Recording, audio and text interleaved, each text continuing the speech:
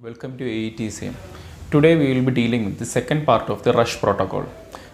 Today I will be dealing with the tank and the pipes.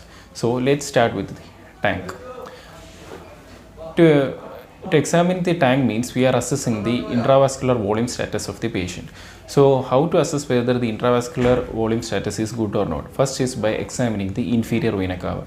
So examining the inferior vena cava gives an estimate of the central venous, right atrial and right ventricular and diastolic pressure. The inferior vena cava provides the information on the fluid status as well as the right ventricular and the cardiac functional status. Now I will demonstrate how to measure the inferior vena cava. Place the probe to the right side of midline with the marker pointed towards the head. Identify the inferior vena cava and align the probe along its lengthwise. Here we can see the opening of the inferior vena cava from the right atrium and also the opening of portal vein into the inferior vena cava. Now to measure the inferior vena cava, freeze the slide, then adjust it to get the maximum diameter of the IVC and measure 2 to 3 cm from the portal vein opening. Now we have to measure the diameter of the inferior vena cava. Now in this slide we can see that it is around 1.43 cm. This is how we have to measure the inferior vena cava. This slide shows a normal inferior vena cava. Identifying the inferior vena cava, I already mentioned, it is located to the right side of the midline, and we can also visualize the hepatic vein, and the inferior vena cava always goes into the right atrium and can also visualize the tissues posterior. Here we can see a schematic diagram showing the normal inferior vena cava. Usually during inspiration inferior vena cava collapses and at the resting time inferior vena cava dilates, but in the patients whose IVC is already distended due to any cause like pulmonary embolism, congestive heart failure or a tamponade, IVC will be very dilated and there won't be any respiratory variations. At the same time, if the patient's IVC is highly collapsed due to sepsis or a hypovolemic shock, the IVC will be less than 1.5 cm and it will be highly collapsed. Next is, we have assessed the inferior vena cava, and if the inferior vena cava is empty, then we have to find out where the tank has lost the blood fluids. So we will have to look for the peritoneal cavity and as well as the pleural cavity. For that we have to examine the right upper quadrant, the Morrison's pouch. Place the probe on the patient's right side on the mid-axillary line with the marker pointed towards the head. Angle the probe to identify the kidney and Morrison pouch. Slide the probe towards the head to visualize the diaphragm also. In this screen we can see the hepatorenal angle and the diaphragm also. You can see there is no fluid collection above the diaphragm or no fluid collection in the hepatorenal angle also. In this slide, the first image shows a normal right upper quadrant examination, and in the middle image we can see a trace amount of free fluid collection in the hepatorenal angle. At least 500 cc of free fluid is required for a fast examination to become positive. In the last image we can see abundant amount of collection in the hepatorenal angle. Next, this is a slide showing fluid collection in the pleural cavity. Here we can see the diaphragm and the liver, and we can see the fluid accumulated above the diaphragm. That comes to the end of right upper quadrant examination. Next important thing is to rule out an ectopic pregnancy. So you should be able to identify an intrauterine pregnancy first. In patients with suspected pregnancy, send the beta HCG level, and if it is below the discriminatory level, repeat the beta HCG level in 48 to 72 hours, and we expect to double the beta HCG level in case of intrauterine pregnancy. And if the beta HCG level is positive and if it is more than 1500, we can go ahead with the transvaginal ultrasonography, and if it is more than 3000 we can go ahead with the transabdominal ultrasonography. Then look for an intrauterine pregnancy, and if we can see intrauterine pregnancy we can consider the patient to have a normal pregnancy and if there is no intrauterine pregnancy detectable, then suspect for an ectopic pregnancy.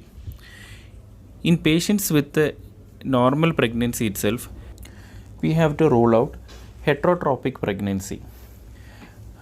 Chance of heterotropic pregnancy, especially patients who have taken fertility treatment, is 1 in 100 patients. So we have to look for an adnexal mass. If there is any adnexal mass in the ultrasonography, we have to again suspect an ectopic pregnancy. How to detect an ectopic pregnancy? There will be free fluid in the peritoneal cavity. If there is free fluid in peritoneal cavity, we should be highly expecting a possibility of a ruptured ectopic pregnancy and the possible cause of shock in this patient. Now I will tell you how to identify an intrauterine pregnancy. In intrauterine pregnancy, we should be able to identify gestational sac plus an yolk sac or a fetal pole surrounded by a thick myometrium at least more than 8 mm in two planes. So to say that at least 5 to 6 weeks of gestation should be required for a yolk sac to develop, and at least 6 weeks of gestation for the fetal pole to develop. I have put schematic diagrams in the ultrasonographic diagrams showing the gestational sac or the double decidual sign. Seeing a double decidual sign does not 100% confirm an intrauterine pregnancy. To say that, we should at least require a yolk sac and a gestational sac. And the fourth diagram, I have put the how to identify the fetal pole also. To do the intrauterine pregnancy, you are supposed to use the phased or curved probe and put the mode to OB mode.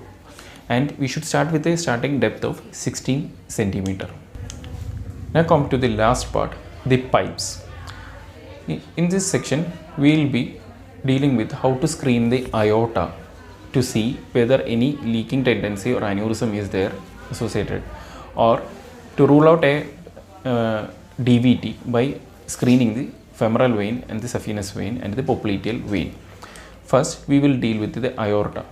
In aorta, we are suspecting an aortic aneurysm. It's more common in older smokers, but some genetic condition can predispose younger patients as well, and they are often asymptomatic until the aneurysm ruptures.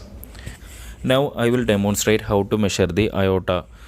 Apply a line of gel down the midline from the xiphoid to the umbilicus. Place the probe on the patient's midline just below the xiphoid process with the marker pointed towards the right side for the short axis view and pointed towards the head for the long axis view. First I will demonstrate the short axis view. Here we can see the pulsating aorta on the right side of the screen and the inferior vena cava on the left side of the screen. Now to measure the aorta, freeze the slide, get the slide with the maximum diameter and press the measure button, and we can measure the outer diameter of aorta. Now I will demonstrate the long axis view. Here we can see the inferior vena cava coming out from the right atrium, and now we can see the pulsating aorta in the long axis view. To measure in long axis view, again we have to freeze the slide and press the measure button and measure the outer diameter of the aorta. And in this slide, for this patient, we can see that the diameter is around 1.40 centimeter. In this slide, we can see the normal aorta in the long axis view and normal aorta in the short axis view. Don't get confused with the inferior vena cava and the aorta. In a normal aorta, it's usually less than 3 cm. If it is 3 to 5 cm, that patient requires follow-up. And if it is 5.5 to 7 cm, the patient should be evaluated for any elective surgery. And if it is more than 7 cm, it's a high-risk patient. There is impending chance of rupture at any time. In the third diagram, I have shown an image of abdominal aortic aneurysm. And how to measure is that always measure from outside to outside, because if the inner lumen will be, if you are measuring only the inner lumen, there is high chance of underestimating the size of the aortic aneurysm because of presence of clot burdens inside the walls. Now the last part is to rule out the DVT.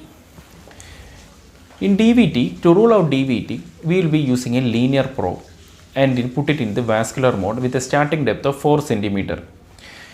It has to be conducted as a part of rush examination whenever we are suspecting a possibility of pulmonary embolism, because 50% of deep vein thrombosis can develop pulmonary embolism. Now I will demonstrate femoral vein examination. Place the probe on the inguinal crease with the marker pointed towards the right side of the patient, and we can see that pulsating femoral artery on the right side and the femoral vein with saphenous opening on the left side.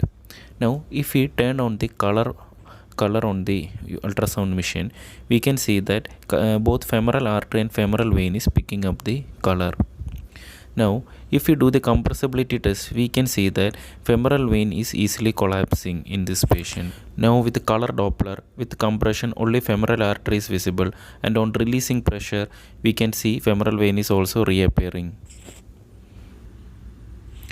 This slide demonstrates the Doppler of saphenous junction, femoral vein and the popliteal vein. Always screen the saphenous junction also, as it's a common site of DVT. Next. So to conclude the rush examination, finally I will speak about the pulmonary ultrasonography. The pulmonary ultrasonography serves two purposes. First, to identify if the lung is ventilated by identifying the sliding lung sign, and second, to identify the pulmonary pathologies, like if the patient is having a wet lung like an edematous lung, or a patient is having a consolidated lung in conditions like pneumonia, or a dry lung if the patient is having a normal lung, COPD, or any reactive airway diseases. Now I will demonstrate the pulmonary ultrasonography. Place the probe in the second to third intercostal space in the midclavicular line with the marker pointed towards the head. Identify the rib interspace and identify the bat wing sign. Look for the sliding lung sign.